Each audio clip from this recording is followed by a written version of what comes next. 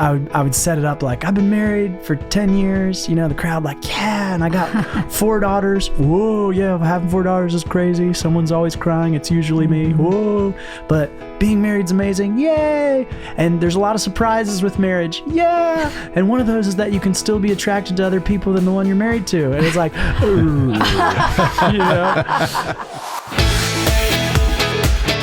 Hi, I'm Donna Cruz. Welcome to CIA, Contagious Influencers of America, hosted by Victoria Robinson, co-host of the HGTV series My House is Your House, and Keep the Faith Radio's executive producer, 9-time Emmy winner David Sams. Thank you, Donna. Yeah, Donna, thank you. Wow. David, what he just said, it's outside of the box, and it's probably having people right now going, wait, turn that up. What did he just say? Have you ever been attracted to another guy when you were married? Yes. You were? Sure. I'm not blind. So you think that's okay? I think it's okay because you can't help it. We're human. Don't tell me when you were married, you didn't see a woman who was attractive and think, wow, she's attractive. And then you have a great conversation and think, oh my gosh, I'm kind of attracted to this person. But then you tune it out and walk. Don't even try. Never. I don't believe you. I think you're a liar. So let's pray that lying demon out of you right now. Remember.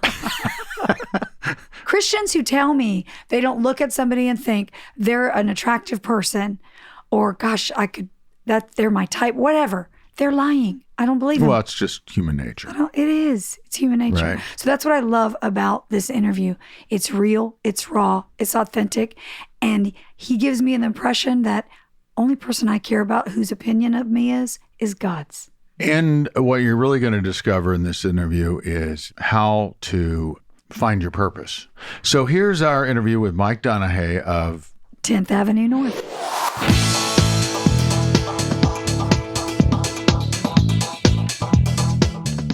How you doing, man? Just lovely. Looking into your eyes. Oh, that's the sweetest thing ever said to me in the last 20... Victoria? What? I'm not saying that to you. No, you know what? You look really wonderful this morning. I know. I put on makeup. You made a mention of that. You're just saying that because you guys have matching shirts. You didn't get the memo? No, I didn't. But black goes with jean shirts and denim, so we're good. Yeah, we're all good. So, okay, what is this book thing? First of all, why do we need another book? You don't. Do you really read books? I love books. Do you? I find them to be enlightening.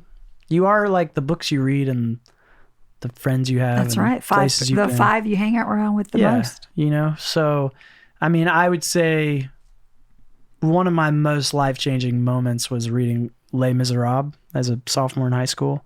But watching the film's a lot easier. Yeah, it's true. It's true. But, the scene in Les Mis that changed my life wouldn't ever be included in any of the movies. It's, the candlesticks moment. Most people are familiar with it. Priest gives, Jean Valjean the candlesticks and throws in the silverware. Well, right after that, he's walking through the country. And this little boy is walking, flipping a coin. And he loses the coin. It rolls up to Jean Valjean's foot. And instead of picking up the coin, giving it back to the kid, or letting the kid pick it up, he puts his foot on it. And this is right after he's received this outrageous amount of mercy. And the kid just starts beating on Jean Valjean. It's like, give me back my coin. And he doesn't. The kid runs away crying. And as he picks up the coin, Victor Hugo describes Jean Valjean realizing if he doesn't let his heart be melted by the act of kindness of the priest, he'll be hardened to mercy forever. And that was the moment that changed my life. Wow. So I appreciate books because you can kind of explore, it's beyond sound bites, kind of get to the heart of things. You were a theater major, right? Yes. So why didn't you go for that dream? Well, I am, because I'm still acting like I know what I'm doing. And people are buying it. And he's performing, though. Yeah. He is a performer. I act like I know what I'm doing on stage as a musician. Yeah, but that's a real passion to be on theater, and that scene unfolded like you were a great storyteller in the way of a filmmaker, right? Oh, well, is that something you still want to do? I'm friends with the Irwin brothers who did the I Can Only Imagine movie. The first music video they ever did was for our song Love Is Here, like 10 years ago.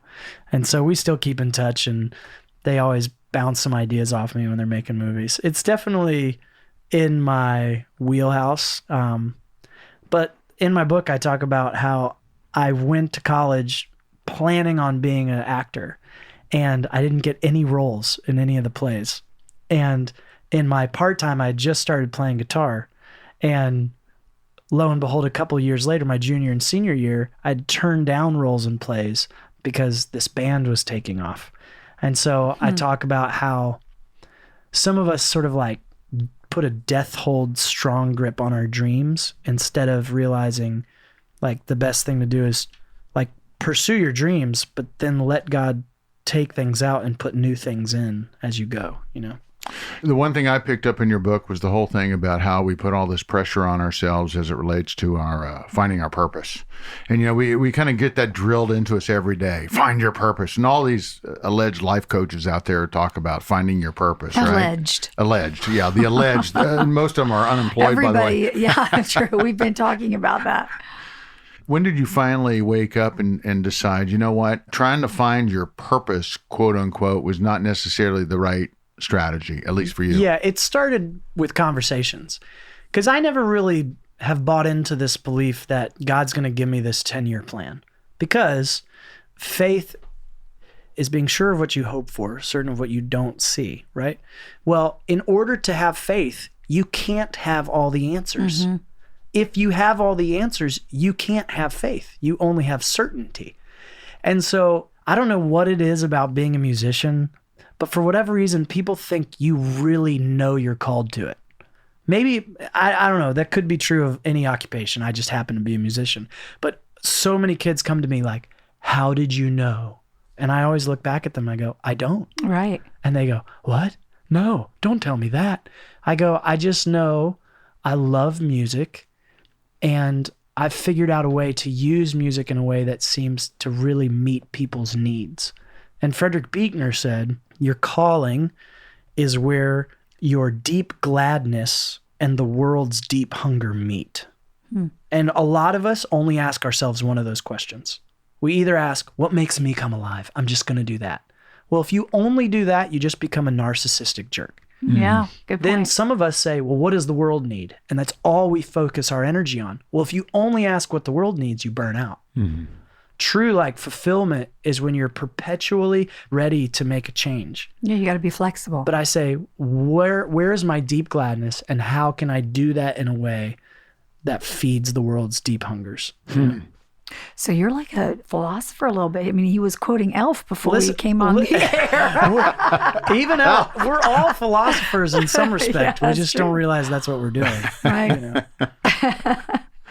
That's really great. What drives you as a musician? No, I'm not talking about the bus, but generally. Right. Well, any musician probably shares this thing where you just, like, you hear in color, right? Like, I'll be talking about a song, like, do you hear what the guitar's doing? Do you hear what the percussion's doing? Do you hear this? And a lot of people go, no, I don't. I don't hear those things. So there is that level of, I don't know if it's a gift or a curse, but you hear more than probably the average person.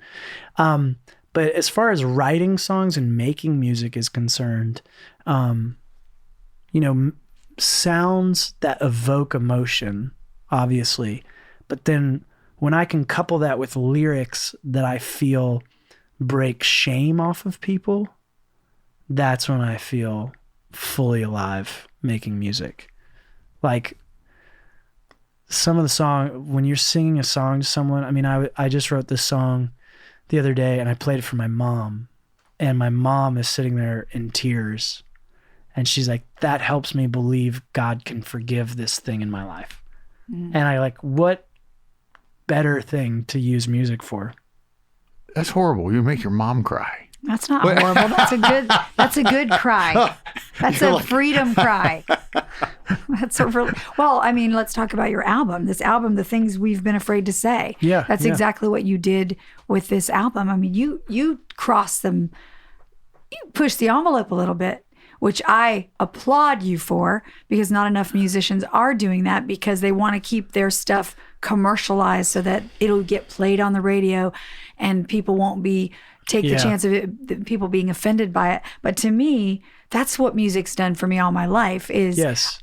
There's certain songs that, and I'm not just talking Christian music. I'm talking about music throughout my lifetime that makes me feel free and takes me to a place when I need to go there. You know what I mean? Yes. I think it was Leo Tolstoy said, music is the shorthand of emotion.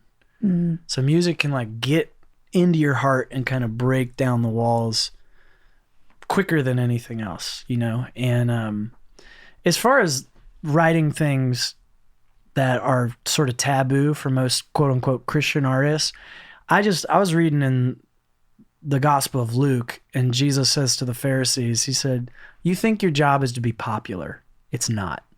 Your job is to tell the truth." And that hit me. And I realized if I only write songs that I know are commercial, then maybe I'm not telling the truth. Maybe I'm just selling the truth. And I don't want to just sell the truth.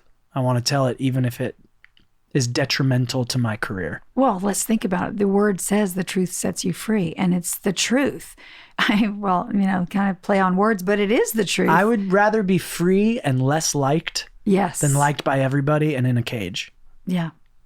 What is the one song that you have thought about writing, that you all have thought about recording, but you don't quite have the guts to do it yet? I can't imagine there is one. Well, I would say it was on that last EP we did. It was called Covenant, which is where I admit to extra-marital attraction to people. And I remember we were out with Mercy Me, and I would set it up like, I've been married for 10 years. You know, the crowd like, yeah, and I got 4 daughters. Whoa, yeah, having 4 daughters is crazy. Someone's always crying. It's usually me. Whoa. But being married's amazing. Yay. And there's a lot of surprises with marriage. Yeah. And one of those is that you can still be attracted to other people than the one you're married to. And it's like, ooh, you know? And even one of the lighting guys on the crew just kept saying, I don't understand that song. I don't understand why you play it. But the first night we ever played that song live, 2 different couples told the pastor, it was at this church, that they were going through the final stages of a divorce, and they both wanted to rethink it. And I'm like, because they were thinking their marriage is over just because they find attractions to other people. Yeah, exactly. Yeah, we're not blind just because we're in a relationship. Yeah, and in fact, if you acknowledge that you can be and are attracted to other people, it doesn't discredit your covenant. It actually gives it more value. Especially when you walk away. Yeah. Because if all I'm doing is staying faithful to a woman that I don't have any desire to ever leave, it's like, then it's really just convenience that I'm married. It isn't a covenant. Yeah. That's what I tried to convince her before she left me. I was just looking. That's rough. Okay, I'm not even going to go there. You know what? I think it also tells your husband, your wife, your spouse, I'm continually choosing you. Because I could go in this direction, but I'm not. I'm choosing you again and again and again. And what I love about that song and about what you're saying, Mike, is that it's helping people to understand, oh gosh, there isn't something wrong with me. Yeah. I'm not a bad person because I see someone of the opposite sex and find myself thinking at work or wherever it is, wow, I'm finding myself attracted to him. Oh my gosh, am I a cheater? Yes. No, you're a normal. Yeah, and we got a new record coming out called No Shame. And one of the things I really want to help people understand is you cannot control the emotions you feel. The emotions you feel are gifts. And a lot of Christians don't get that. Like, I was walking with a tour manager the other day. He goes, how are you feeling? And I said, thanks for asking. I feel sad and lonely today. Well, what's the first thing he said to me? He said, don't feel that. And he meant to be helpful. Like, you shouldn't feel that. Right. Today's a great day. It's wonderful. I'm like, no. Sadness and loneliness is a gift from God for me to realize I really love my wife and kids. Yeah. If I didn't feel sad and lonely, this is the 4th day I've gone, I haven't seen them. There would be something broken with my relationships. And that's kind of a message I really want to help convey to people is, man, like, let yourself feel and give yourself a stinking break. And like, if you feel sad, okay, you feel sad. now you can make positive choices from that sadness or negative ones. But the sadness itself is a gift. I love that. I mean, I'm single. I've been single for a while, but I've got this great life. I mean, I've got 4 daughters as well. 3 are married, 7 grandchildren, and just an incredible family. You may know my son-in-law. He was with DC Talk and Tate and Chad Chapin. He's a drummer. Anyways, I will have people say to me, you get to travel and you speak and you wrote a book and you do TV, all these things that I get to do, which I'm so humbled and blessed that I get to do. And then they'll say, your life must be perfect. No, my life's not perfect. Yeah. There are times I'm very lonely, and it helps me to appreciate, like you're saying, when the day comes that I meet that last forever, I'm going to so value it and appreciate it, because these are the times I'm remembering. It's reminding me of, gosh, I can't wait to work really hard in a relationship. Yeah. And like allow people to be complicated. Yes. Did you see the Pixar movie Inside Out? Mm-hmm. Okay. I think one of the most profound moments is when Joy realizes that there needs to be some sadness mixed with the joy to comfort somebody. And that's just sort of a nuanced position that I feel like we don't give ourselves permission to feel like I can both be pumped about being single and the things I get to do, and be really lonely and sad that I don't have somebody. Like, it can be both. Exactly. And that's my point. And that's okay. And I don't beat myself up for it. And I don't pretend when I'm lonely, I'm lonely. It's few and far between, thank God. Yeah. But those times I'm just like, yeah, this is normal, Vic. Yeah. It's okay to be lonely and sad. Or you can do what I do and get a cat. Yeah. I don't want a cat. That's one thing I won't be, is that single cat lady. I'm sorry. No offense to the single cat ladies. What about the single cat guys? That's you. That's not me. I think you're the only one. You're the only one in Nashville. But I totally get what you're saying. And we do need to give ourselves permission to do that. Well, I would say this. So, because our record is called No Shame. And shame is a big buzzword. But when you explore the hashtag No Shame, it usually means license. In other words, hashtag No Shame, I do anything I want. Right. Hashtag No Shame, I ain't got to apologize to anybody. And so as a Christian, I get the maybe even more nuanced position to say, actually, there's healthy shame and there's toxic shame. Healthy shame is, I feel really bad because maybe I said something that really hurt your feelings. Let me acknowledge that and now make a positive choice from that gift of shame that I felt, which is, let's move toward reconciliation. Or in some ways, healthy shame goes, man, I just can't be everything to everybody. And that can lead you to a really healthy state of dependence and going, I'm not God. That's healthy. The no shame that I think what most people think they mean is when healthy shame turns to toxic shame. And what toxic shame is it's the voice that keeps banging in your head saying, you're too needy. It says, you're too much. It says, you're unredeemable. And that is the shame that I get to come against and say, no more of that, because there's no such thing as unredeemable in the kingdom of God. Speaking of realizing that you're not God, how many women do you have living under your roof? Yeah. Including my female dogs, 6. So 4 daughters, a wife, and a dog. So. Oh my gosh. It's a lot of crying. I mean, and we try to teach them this, like, it's okay to cry. You're allowed to be sad. And it backfires me all the time. So I'm like, guys, it's okay. Like, you're not getting dessert. You don't have to cry. You said we're allowed to be sad, But I can throw a mean Disney princess party, let me tell you. Oh, bet. Yeah. But, and what character do you normally play at these parties? Since Gaston. You're Mr. Theater. Gaston. The fool, I'm afraid I've been thinking. Dangerous pastime, I know. But people always say, are you going to pray for that boy? Are you praying for that boy? And I always say, God gives girls to a family that already has a man. There you go. I like it. Boom. Mic drop. I like it. I have 2 daughters, so I it's just perfect. Dude, and they're gonna watch. I wouldn't know it. And you have 4 daughters. I do have 4 daughters. I have 3 granddaughters, and 3 or 4 now. I just had twin granddaughters. So there's 4 granddaughters, 3 grandsons. Having the first grandson was interesting because I've never had boys.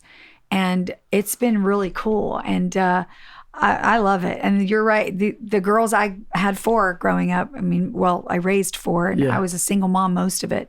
And we had a female dog as well. There you go. And it was tough. That time of the month came every month for everybody in the house. That'll happen when yours get older. For some reason, it's just the way it is. It's probably better, so you're not every week driving each other crazy. But it was an interesting upbringing, and they loved it. They're my friends. They're my daughters first, but they're my friends. I always wanted only boys. Of course. I always told God growing up, I just want sons because I don't want these girls getting in my stuff, taking my clothes and my makeup. And God said, no, I'm going to give you girls. And it was the best God's thing. really into throwing a wrench in our idolatry. Always. You know? Which is really kind of if I could grace. just have this God, I would be happy. Yeah, and exactly. He's like, the worst thing I could do is let you have that. Mm-hmm. Because you can't actually be happy without me. And that's something I'm relearning over and over and over and over and over. You know, Mike, you're a teacher with your music because even sitting here listening to you talk, you're not the typical musician that people might have in their mind that just grabs a guitar, starts singing. And I'm very impressed with how knowledgeable you are and how you're putting it, making the words so simple and easy for people to understand. But also you're taking that into your music and the songs that you're writing. Yeah. They are teachable. They're teaching. You're teaching the word through song. And like you said, music is so powerful. I met Jonathan Cain recently. He was at an event that I spoke at, and Journey guy. And he said from the stage that his music that he wrote, Open Arms, all these Faithfully Yours, he was writing them to his creator and singing them to millions of people who had no idea he was talking about Christ. Yet they're singing these songs all over the world, people that don't even know Jesus. Mm-hmm. And that's how powerful music is. And then there were thousands of people there at this festival, and they're all singing along, young kids singing these songs with him. And it was really incredible. So music is just so powerful. It saved me in a sense. When I was a senior in high school, one of the advantages I feel like I've had in my journey is I got started with music late.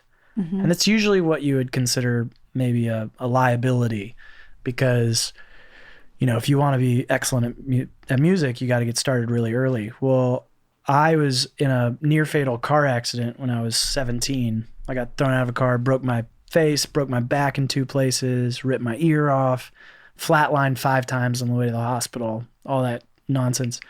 And it was laying on my back for 2 months with nothing to do, just going bored out of my mind.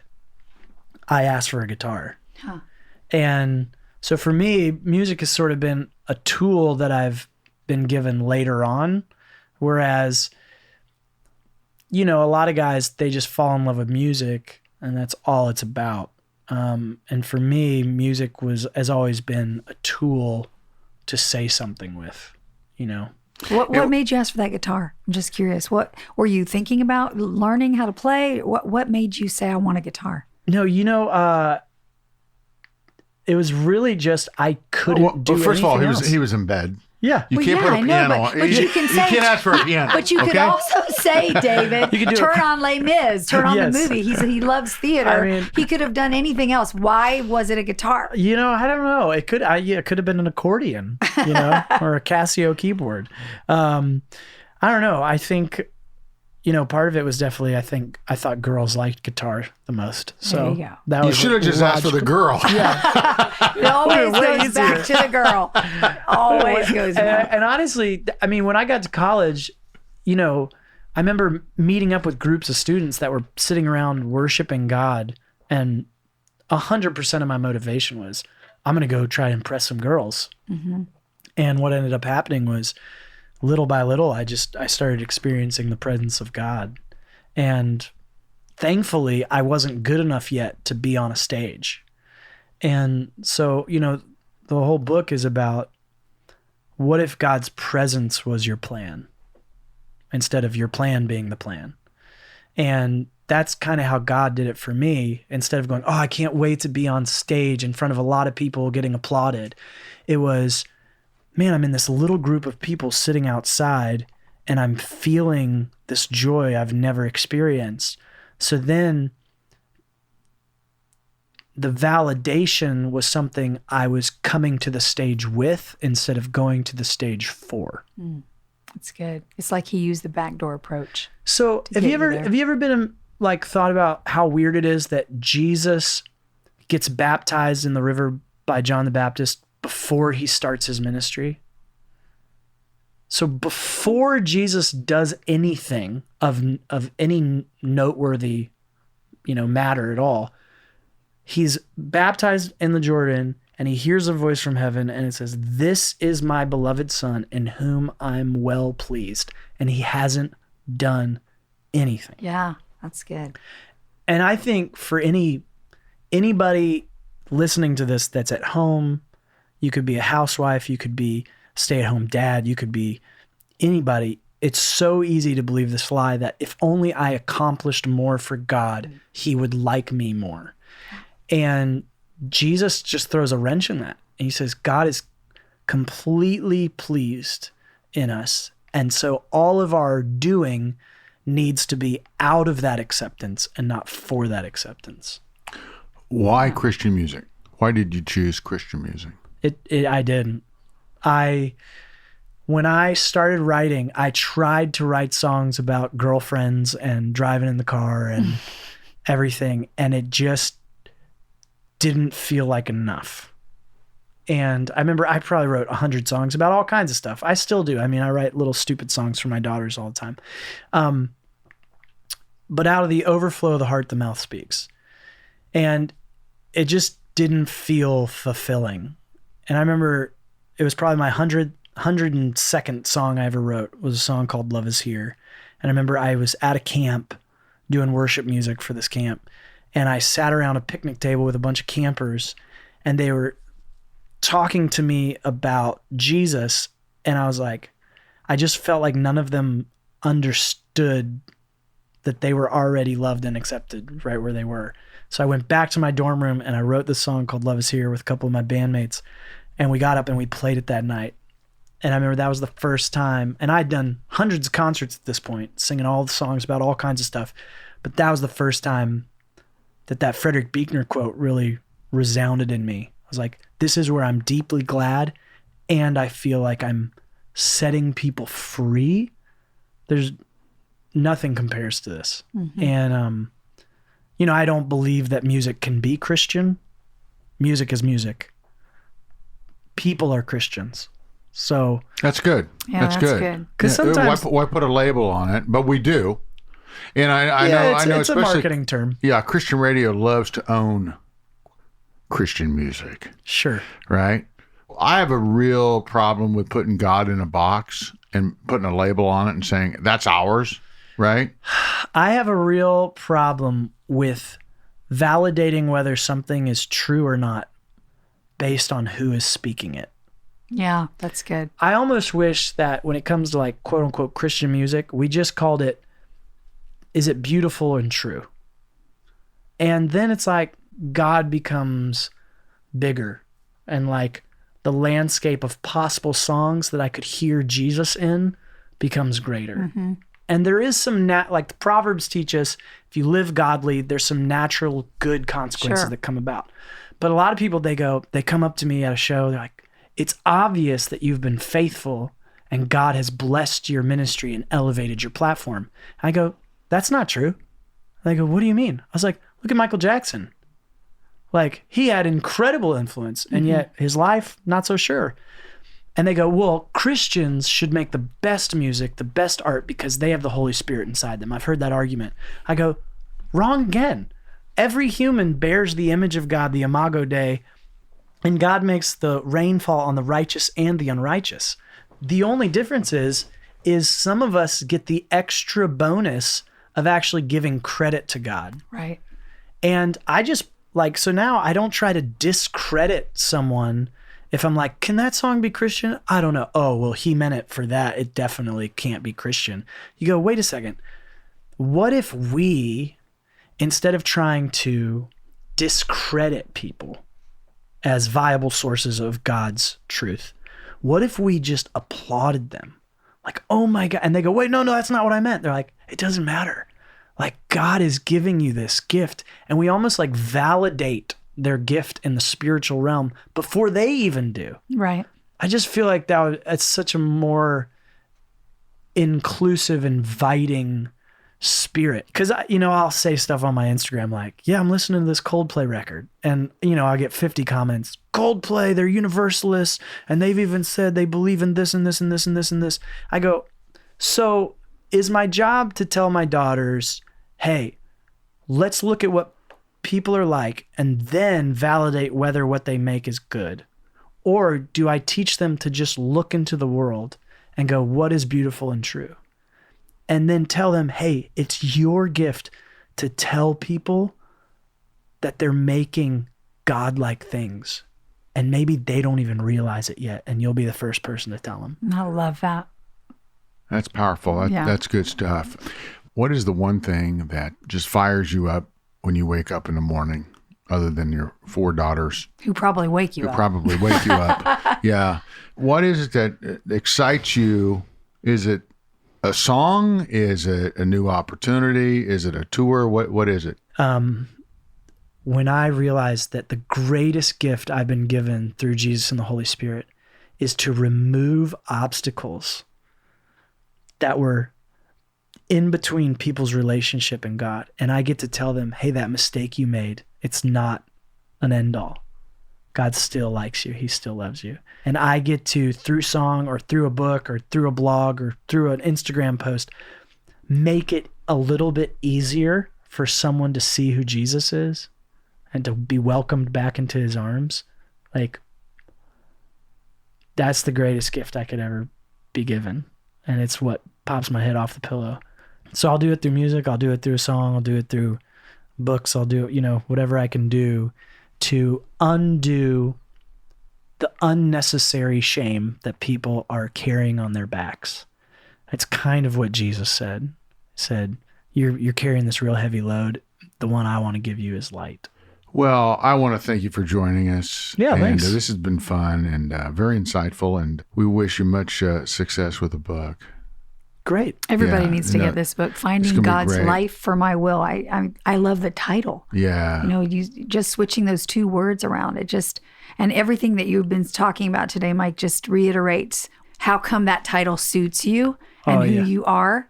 I want to say that, just reiterate what David's saying. It's been great to have you and just to have such a deep conversation that's just so simple. We make the gospel so difficult, and it's really so easy and simple. And I think C.S. Lewis said, if you can't explain your theology to a 5-year-old, you don't know what you're talking about. Yeah, C.S. Lewis, he knew what he was talking and about. And I have a 5-year-old who challenges me on everything. So she's given me a good practice. Thanks for having me, guys. It's been great. Where's the best place to find you online?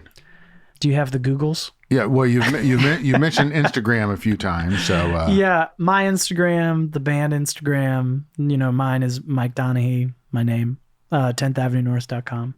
For whatever reason, I do check my direct messages on Instagram. Oh, you do? More than most things. Okay. For whatever reason. So maybe shouldn't have said that now. I know. Well, I'm friends with Bob Goff. And he put his stinking cell phone number in his book. Yes. And I've been with him, and he's just answering his phone nonstop. And I'm like, I can't do that. So everyone knows that's why you threshold. need a second phone. That's right. And I got to tell you something. I was listening to one of your songs on the way here to do this interview, and you kind of got that, maybe, I'm sure you've heard this before, or maybe I'm just crazy, that daughtry kind of sound a little bit, and I loved it. It was whatever suits you. It was really cool. But I've enjoyed meeting you. It's been great. Great, thanks. I'm looking forward to getting into that book some more too. Come on.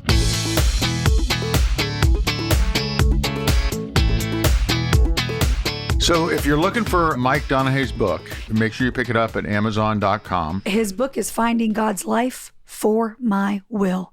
And we want to appreciate Love on 10th Avenue North for everything that they do. Those are my favorite kinds of interviews, when people come in here and they're not pretentious and they just want to be real. And I like to think that we make them comfortable enough that they feel safe to do that. So yeah, I thought it was fantastic. Speaking of pretentious, how you been? Yeah, you know what, David? There's 1,000 comedians out of work. Don't quit your day job, buddy. Have you missed me? You've been on the road forever. I have. And I mean, it's been crazy. I've been home a day or two here, then I'm gone on the next plane. This is one of my busiest times for speaking is the fall and the spring, because there's pregnancy center banquets across the country. And then a couple things come up that you've got to go to, because my job is basically public relations with Save the Storks. So when something happens, we can't always predict it. I've got to be on a plane and go. I think that we ought to invite people to come to your Save the Storks gala. The Stork Ball in January. The Stork Ball. So let's give people enough heads up. So we've got a little time here that they can make their reservations in their, Washington is not exactly the cheapest place. It's not. Unless you book far in advance. Right. But it's going to be at the Ronald Reagan Building, January 23rd. And it is our black tie gala, the Stork Ball. Sarah Huckabee is one of our speakers, as well as Katrina Jackson, who's out of New Orleans. So we wanted to make sure we didn't just have a Republican there speaking, but we have a Democrat. And we've told them it's not going to be a political event, which it isn't. Save the Storks is not a political organization. But we thought it'd be really cool to have women on the stage this year. And our theme is For Every Woman. I'm the MC, so I'll get to introduce these two fabulous women. And what I love about Katrina, David, is she's a Democrat. She is out of New Orleans, and she's a representative there, state rep. And every time she's asked by her constituents or even her colleagues, how are you pro-life when you're a Democrat? And her answer is always the same. I'm a Christian first. Well, it must be really weird having a name Katrina and living in New Orleans. Yeah, that's true. That's good. You got me off guard. That was good. That was very witty of you. You will have to remember that for your intro at the gala when you set her up from stage. And I want credit. I'm going next year. I'm not giving you credit. If you're there, for sure, if you're there, I might say it came from a friend. Oh, you might give me a little wink in the back of the room. That is a great point, but it's going to be an amazing gala. Go to SaveTheStorks.com. Find out about how you can get your ticket. It will sell out. So if you want to come, please be there. Wear your dress, your fancy dress, and it's going to be awesome. And we appreciate you all listening to us. We want to let you know that you're not alone. That's why we bring these amazing people on the podcast. Yeah, we really appreciate you listening. Remember to go out there and live life in living color, because it sure is a lot more interesting than living in black and white. We'll see you next time here on CIA, Contagious Influencers of America.